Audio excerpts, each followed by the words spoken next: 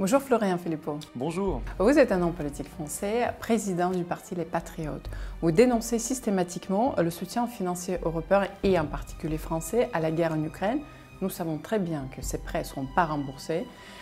Il s'agit de 3 milliards pour la France. Selon certains experts, ce n'est pas beaucoup, mais pour nos auditeurs, je pense que pour vos militants, ce sont des montants importants. Et ma question, qui va dire non finalement en Europe, qui est capable de dire non à ces dépenses incessantes? Seraient capables de dire non les peuples. Encore faudrait-il leur donner la parole. Moi, je suis certain qu'aujourd'hui, en plein débat budgétaire en France, puisqu'on est en train de débattre du budget 2025 de la France, vous diriez aux Français, il paraît qu'on cherche des économies. Et justement, on vient de faire un nouveau chèque de 3 milliards d'euros à l'Ukraine de Volodymyr Zelensky. Je suis sûr que beaucoup de Français qui seraient interrogés par référendum, par exemple, diraient là, on peut faire une économie. Parce qu'à côté de ça, on va leur dire il n'y a plus d'argent pour l'hôpital, on va augmenter les frais des médicaments, il n'y a pas d'argent non plus pour les paysans qui sont en train de reprendre la lutte, on va faire payer 5 € l'entrée pour Notre-Dame de Paris, parce qu'on a besoin de 75 millions d'euros, là on parle de 3 milliards d'euros. Donc les peuples, et j'imagine que dans d'autres pays européens c'est à peu près la même chose, ou aux États-Unis d'ailleurs, les peuples, à mon avis, diraient non. D'abord parce que ça coûte cher. Mais à la limite, si vous dites aux gens, mais ça permettrait la paix, ça permettrait d'être tranquille, ça permettrait notre sécurité, je pense que les gens pourraient être d'accord. Mais en plus, avec l'expérience, ça fait 2 ans et demi que cette affaire dure, depuis février 2022, les gens ont bien vu que ça n'apportait absolument pas la paix, que l'Ukraine, de toute façon, était en train de perdre militairement, et encore, les gens sont mal informés là-dessus, parce que la réalité est bien pire pour l'Ukraine que ce qu'on veut bien leur dire. Et puis, ils voient bien que l'argent est détourné, qu'il y a des problèmes, que c'est un pays très corrompu, qu'il y a régulièrement des affaires fracassantes, des démissions pour corruption, et puis qu'on envoie à la mort des gens pour rien. Vous savez, les vidéos où on voit ça s'appelle des bussifications en Ukraine, des gens qu'on prend dans la rue de force et qu'on jette dans un bus. Le Monde a fait pour la première fois un article là-dessus il y a une semaine. Les gens commencent à voir les vidéos, c'est très violent, c'est très choquant, et les gens se disent, mais les Français se disent, on n'a pas envie de payer pour ça. Vous voyez? Donc il y a tout le contexte. On leur demande l'austérité, on augmente leurs impôts, leurs taxes, et d'un autre côté, on sent bien que ça ne sert à rien et que c'est même néfaste. Donc les peuples pourraient dire non. Mais aujourd'hui, je ne vois pas de dirigeants, à part quelques très rares exceptions, comme M. Orbán, par exemple, en Hongrie, je ne vois pas de dirigeants dans le camp occidental aujourd'hui être du bon côté. Ils sont tous du côté de l'OTAN, alignés sur Washington, du côté de l'Union européenne, et donc tous prêts à aller au bout de cette folie. Les actifs russes sont littéralement volés. Et comme vous dites, vous avez raison, les derniers efforts pour armer l'Ukraine semblent épuisés quand même. Et la population le voit très bien. La plupart de personnes en France et ailleurs, je vois les commentaires, on lit les articles, ils ne croient plus à victoire ukrainienne. Par contre, sur le papier, et les dirigeants, notamment français, c'est jusqu'au dernier Ukrainien. Cette guerre est jusqu'au, malheureusement, dernier Ukrainien. Et ma question, ce qui est déduit, d'ailleurs, que je déduis de votre première réponse, pourquoi l'Europe continue à persister, tandis que même les États-Unis commencent à un petit peu, comment dire, que les États-Unis se retirent petit à petit? C'est pas comme il y a 2 ans, comme ils étaient prêts à aller jusqu'au bout. L'Union européenne, il faut bien comprendre que c'est une structure qui est dirigée par des dogmes religieux.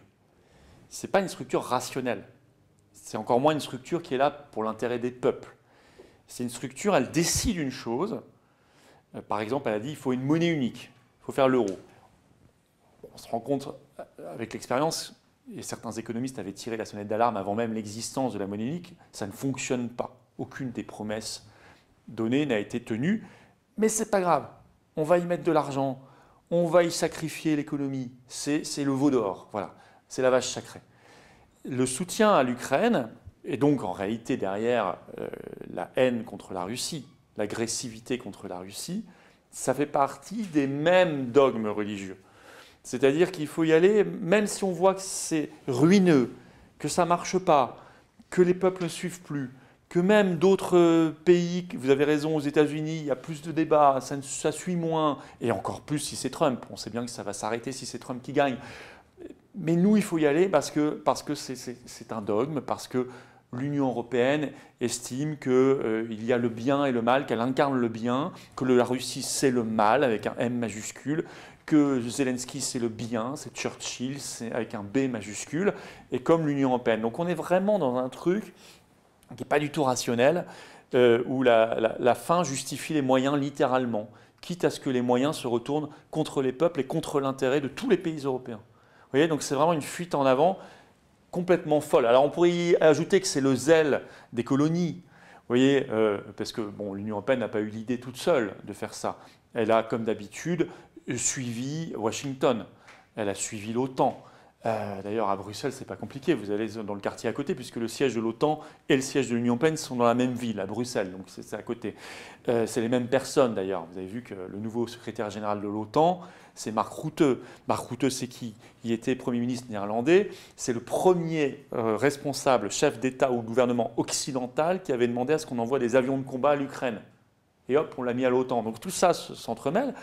Et donc l'Union européenne qui obéit à Washington, à l'État profond américain, on pourrait dire, a envie de montrer qu'elle le fait bien. Vous voyez, c'est comme, on dit souvent le zèle des nouveaux convertis. Montrer qu'elle est plus washingtonienne que Washington, plus otanesque que l'OTAN, plus américaine que les Américains. C'est ça en fait. C'est suicidaire. Voilà, c'est complètement suicidaire, mais je pense que l'Union européenne, de toute façon, c'est un projet suicidaire. C'est un projet qui, à la fin, finira par une grande immolation générale. C'est un peu la secte du temple solaire. Ils vont tous se suicider comme ça, mais en disant « mais au moins, on est pur, on est resté l'Union européenne jusqu'au bout ». On est resté du bon côté de l'histoire. Du bon côté, du côté du bien. Ils se tiendront la main, ils se suicideront tous ensemble. Enfin voilà, c'est un peu ça, si vous voulez, le projet aujourd'hui, le projet européiste, projet européen, c'est un truc fou. Regardez au Parlement européen, il y a eu un vote cette semaine sur les 35 milliards, soi-disant, de prêts, bon, enfin, on ne sera jamais remboursé, ce sont des dons, à l'Ukraine, qui s'ajoutent aux 50 milliards déjà versés. J'ai été frappé par les votes. Vous avez, je crois que c'est 85% de oui, 10% de non et 5% d'abstention, quoi, en gros, ou 5 et 10%, mais enfin 85% de oui. Donc c'est transpartisan. Je suis désolé, pour revenir à votre première question, vous feriez au même moment des référendums dans les différents pays européens, vous n'auriez pas du tout 85% de oui. Pas du tout. Vous auriez même peut-être une majorité pour le non. Vous voyez, donc ils sont dans un truc complètement fou, religieux, sectaire. C'est ça la première explication. Et ça se voit sur l'Ukraine, ça se voit sur beaucoup de dossiers. Et c'est pour ça d'ailleurs que je dis qu'il faut quitter l'Union européenne, parce qu'on n'a pas à mourir avec ces gens-là. On n'a pas à aller dans leur délire jusqu'au bout. Vous parlez des référendums. Qu'est-ce que vous pensez du référendum en Moldavie, tout récemment? Quel est l'enjeu de ce référendum? Ce référendum, il est impressionnant. Il est dans la pureté de ce que produit l'oligarchie aujourd'hui. C'est-à-dire que vous avez jusqu'à 90% des bulletins dépouillés, vous aviez des articles de presse partout qui disaient « surprise, le non l'emporte », donc le non au fait d'inscrire l'adhésion à l'UE dans la constitution moldave. C'était ça le référendum. Et la présidente de Moldavie, qui est très européiste, qui a été formée à Washington, il faut reprendre son parcours, hein, déclare « c'est un scandale, on a été victime d'ingérence russe, le non l'a emporté », etc. C'est un non d'ailleurs assez massif, hein, plus de 54%.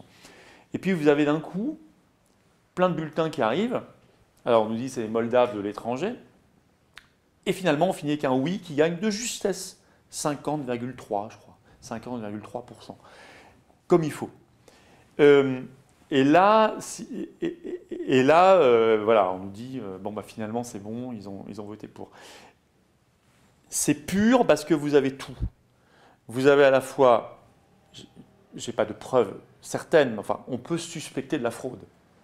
Quand vous avez un retournement aussi soudain pour arriver juste au-dessus de 50 à la fin, par les bulletins de vote par définition les moins contrôlés, c'est-à-dire ceux qui viennent de l'étranger, avec en partie du vote électronique pour certains bureaux, des problèmes, puisque les Moldaves de Russie avaient très peu de bureaux pour voter, alors qu'on peut imaginer qu'eux auraient voté beaucoup moins pour l'Union européenne. alors que dans d'autres pays où les Moldaves sont beaucoup plus tournés vers l'Union européenne, eux, ils avaient tous les bureaux qu'il fallait. Donc tout était organisé pour ça. Donc ça, pour moi, ça s'appelle de la fraude. Donc on peut la suspecter très fortement, très très fortement. Ça m'a fait penser à 2020 aux États-Unis. À la fin, il se passe un truc, et on passe au-dessus de 50. Bon. Et puis, vous avez, je demande aux gens de regarder ce qui était dit. Quand tout le monde pensait que le non allait gagner, vous aviez tous les articles, notamment en France, qui écrivaient « mais même si le non l'emporte, ce n'est pas très grave, parce que la Moldavie pourra quand même adhérer à l'Union européenne ». Donc c'était incroyable. Par contre, une fois que le oui a soi-disant gagné, on écrit « bon, bah ça y est, la Moldavie va adhérer à l'Union européenne puisque le peuple en a décidé ainsi ». Vous voyez, donc le oui a une forte valeur démocratique, le non n'en avait pas. Donc ils se sont trahis parce qu'ils ont cru que le non à un moment allait gagner. Voilà, donc rien ne va dans cette élection, mais je ne suis pas surpris, parce que l'enjeu, c'est un enjeu oligarchique. Il fallait... alors, troisième élément incroyable, on nous dit qu'il y a eu des ingérences russes, il y avait ça partout. Par contre, le fait que Ursula von der Leyen y soit allée, qu'elle ait promis des milliards d'euros si la Moldavie faisait le choix de l'Union européenne, que l'OTAN ait déclaré son intérêt pour tout cela, qu'il y a eu des voix en Europe, la diplomatie française qui dit que c'est un pays qu'on surveille de très près, ce sont les termes qu'on surveille de très près, les termes de Jean-Noël Barrot, le nouveau ministre des Affaires étrangères, le fait qu'on en parle beaucoup à Washington, qu'on s'y intéresse de près, tout ça, ce ne sont pas des ingérences. Ah ben non, ça, pas d'ingérence. Par contre, la Russie, comme d'habitude, ingérence. De toute façon, ingérence partout, la Russie. Hein. Et apparemment aux États-Unis aussi maintenant. Ah bah, la Russie est responsable de Trump 2016, serait responsable de Trump 2024 puisque c'est ressorti, était responsable des Gilets jaunes, responsable du Brexit, responsable de nos manifs anti-pass, je le rappelle. Hein. Ah bah oui, nous c'était pareil, c'était soi-disant les Russes qui organisaient nos manifs. Et quand on en organisait pour la paix, on disait qu'elles n'existaient pas, qu'elles étaient inventées sur la télévision russe par de fausses images. On nous a quand même fait ce procès sur LCI. Un truc délirant. Donc, si vous voulez, par contre, les ingérences américaines, atlantistes, européennes sont toujours niées. Et ce ne sont pas des ingérences puisque vos alliés et vos amis. Ce ne sont pas des ingérences parce que c'est le bien. C'est en fait un service rendu aux Moldaves. On les prend par la main et on les mène vers le bien. Donc ça ne peut pas être une ingérence, évidemment. Non, mais il y a tout là-dedans. La Moldavie est une pièce sur le puzzle américain, sur le puzzle euro-atlantiste, évidemment. C'est l'adhésion à l'Union européenne, oui, enfin c'est l'adhésion, on va dire, au camp américain, au camp de l'impérialisme américain, évidemment. Et à la limite, j'ai vu qu'en Transnistrie, ils avaient très peu voté. Bon, bah, ils auraient peut-être dû voter un peu plus. Voilà, c'est le regret qu'on peut avoir parce qu'il y a eu très peu de participation.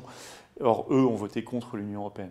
Voilà, mais bon, si la Moldavie veut vraiment entrer dans l'Union européenne, moi, je leur laisse volontiers ma place. Hein. Moi, je m'en vais. J'aimerais que la France quitte l'Union européenne. On peut leur laisser le siège s'ils souhaitent. Mais en tout cas, le camp américain, le camp atlantiste triche tout le temps. Voilà. Il triche pour les référendums en Europe.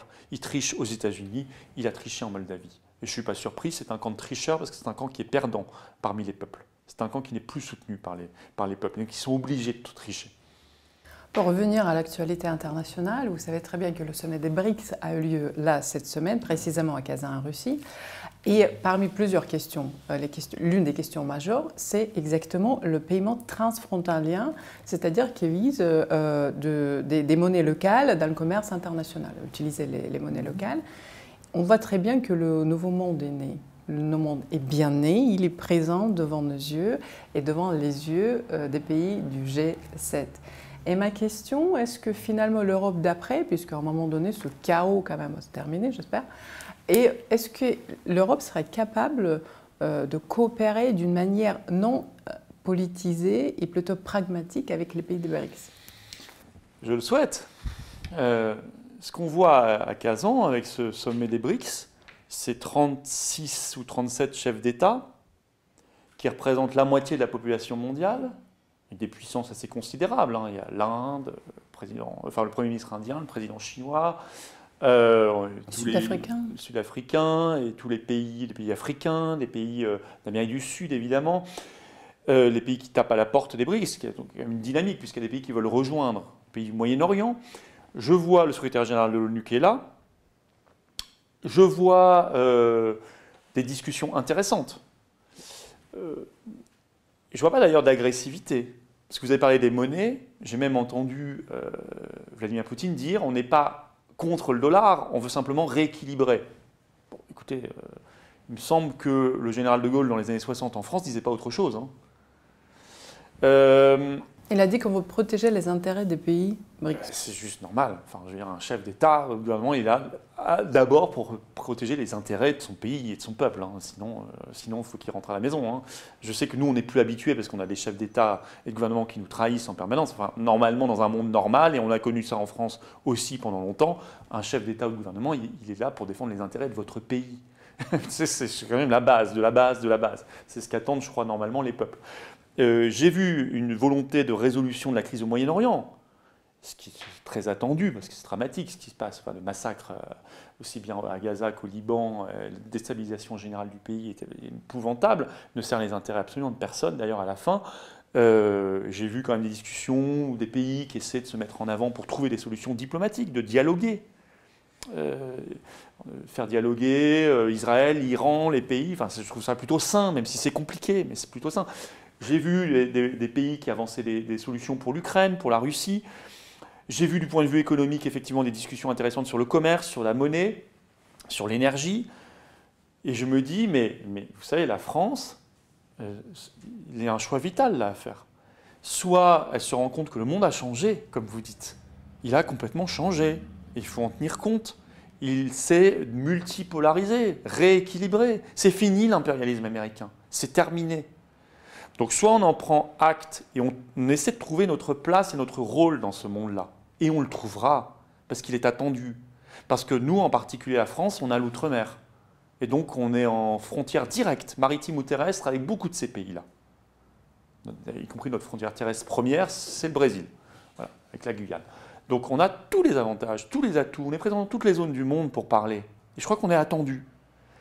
Et on trouvera une place et on arrête de considérer que ce monde-là, c'est un monde agressif, qu'on est en défensive permanente parce qu'on va être agressé par la Russie, agressé par la Chine, agressé par le Brésil. Non, on ne va pas être agressé, on va dialoguer.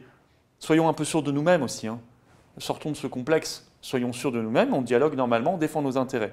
Et on pourra essayer de résoudre des problèmes stratégiques qui se posent à nous, hein. Énergétiques, migratoires. C'est pas mal, ce serait pas mal de rediscuter avec l'Afrique pour les questions migratoires, de paix et de guerre, évidemment économique, voilà. Énergétique également. Énergétique, je l'ai dit, enfin, ces sujets quand même, c'est les sujets stratégiques. Soit on continue à avoir le nez collé sur Washington, voilà, Washington, Berlin, Bruxelles, hop, l'horizon se limite à ça, un monde quand même qui représente aujourd'hui que quelques centaines de millions de personnes, et qui est déclinant économiquement, géopolitiquement, on le voit, et qui le sera de plus en plus s'il continue dans cette voie-là, et qui est un monde en plus tout le temps à essayer de trouver des noises, de chercher la guerre, de créer des tensions, de créer des problèmes, de se sentir agressé, donc d'être agressif. Moi, je trouve que c'est pas un bel avenir, ça. Vous voyez ? Moi, je pense que et Kazan, là, le sommet des BRICS, j'espère que Bruno Le Maire, depuis sa Suisse, voit ça. Et qu'il repense à ce qu'il a dit quand même. Les journalistes français sont présents sur place après la couverture, on ne sait jamais. En France, elle est faible, la couverture médiatique, parce qu'il ne faudrait surtout pas montrer aux gens que la Russie n'est pas isolée. Mais ça transparaît, ça perce partout, y compris sur les réseaux sociaux de toute façon. Et puis les journalistes indépendants. Mais j'espère que Bruno Le Maire, depuis sa Suisse, là où il enseigne maintenant, voit ce qui se passe. Parce que je n'oublie pas qu'il avait quand même dit en 2022 qu'il allait mettre à genoux l'économie russe, que l'Occident allait complètement isoler ce pays. Ce n'est pas du tout ce qui se passe. Donc soit on s'acharne dans la folie, c'est de la folie brute, la folie furieuse, et on va mettre le monde entier sous sanction, c'est ça, et puis on va envoyer des chèques en permanence à l'Ukraine, puis à tous les pays qui se diront victimes de ce monde méchant, et puis on va se ruiner, puis on va mourir, puis on va disparaître, soit on se ressaisit. Mais ce n'est pas l'Union européenne qui le fera, hein, le ressaisissement. Non, l'Union européenne, elle nous plongera dans les problèmes jusqu'au bout. Non, c'est le peuple français et les nations du monde, et les nations d'Occident qui doivent trouver une énergie vitale et un bon sens au fond d'eux-mêmes pour retrouver la capacité de changer ce destin. Vous parlez des sanctions. Effectivement, la Russie est un pays le plus sanctionné au monde en ce moment, à peu près 20 000 sanctions. Vous parlez également de l'isolation. La Russie n'est pas isolée. Ça, c'est l'un peut-être des messages majeurs de ce sommet. Et ma question, est-ce que l'Empire américain, comme vous dites, les Américains, est-ce qu'ils vont agir puisque ça fragilise énormément les États-Unis? Justement, c'est évident que la Russie n'est pas isolée comme tout le monde espérait peut-être à l'époque. Comment peuvent-ils agir? Écoutez, je crois que le choix américain, il va quand même être beaucoup déterminé par ce qui va se passer le 5 novembre. Je suis persuadé qu'une présidence Kamala Harris ou une présidence Trump, ça ne donne pas la même chose sur ces dossiers-là.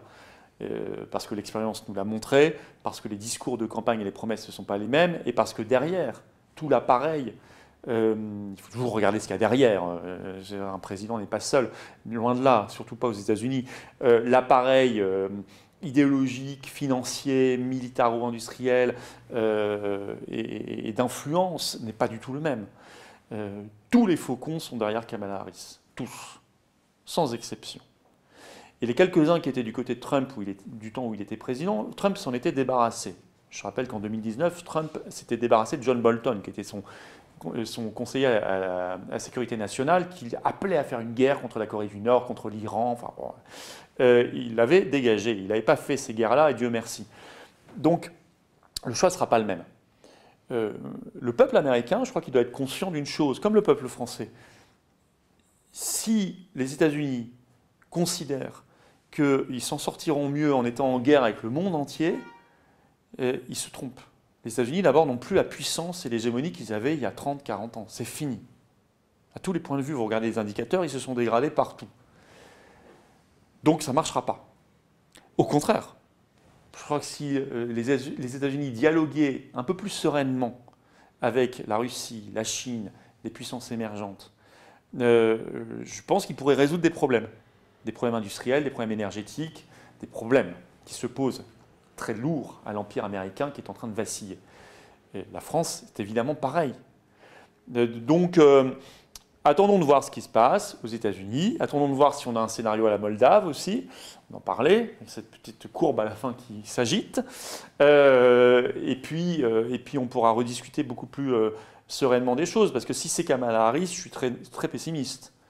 Et je suis très pessimiste pour nous aussi, parce qu'on va être entraîné dans une folie, on sera dans le sillage de cette administration complètement dingue qui, après la Russie, visera la Chine, créera volontairement des incidents avec Taïwan, concernant Taïwan. Évidemment, on le sait déjà. Et pour avoir le prétexte pour intervenir, et là, ce sera l'embrasement général. Si c'est l'administration de Trump, j'idéalise pas, hein, mais je pense qu'on aura beaucoup plus de bon sens à la tête du pays. Soyons optimistes. Imaginons le printemps 2025, la guerre est terminée, les conditions sont posées, on se met d'accord plus ou moins. Et d'ailleurs, en parenthèse, cette année, il y a un centenaire, un anniversaire 100 ans des relations diplomatiques qui ont été établis entre l'Union... l'URSS et la France. Oui, exactement, et la France et la République française. Il y avait donc des hauts et des bas. Il y avait des relations suspendues pendant le gouvernement Vichy, mais après, on sait très bien, le général de Gaulle est allé en Russie soviétique, il appelait toujours la Russie, pour rétablir le dialogue. Bon, après toute cette folie, encore une fois, est-ce que la France, et comment la France va reconstruire cette relation importante, stratégique avec la Russie ? Je suis persuadé que le fil n'est pas brisé. Il y a des échanges d'ailleurs encore aujourd'hui. On en est un exemple, mais il y a des échanges à tout niveau encore, heureusement, par des personnes de bonne volonté des deux côtés. Donc je suis persuadé que le fil pourra se retisser rapidement parce qu'il n'est pas rompu, il n'est pas brisé. Il y a, vous le rappelez, cette amitié, il y a eu cette lucidité à un moment de la diplomatie française, ce qui normalement a été sa caractéristique pendant longtemps, c'est-à-dire remettre un peu de bon sens et d'équilibre.